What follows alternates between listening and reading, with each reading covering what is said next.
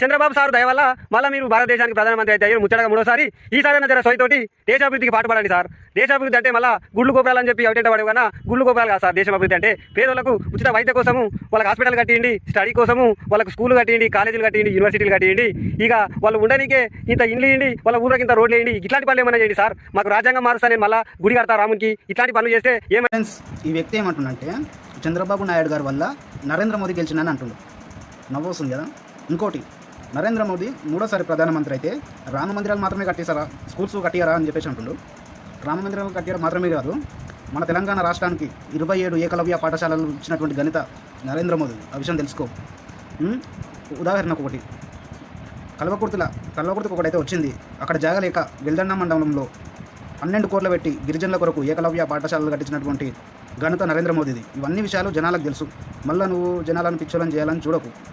Jai Sriram.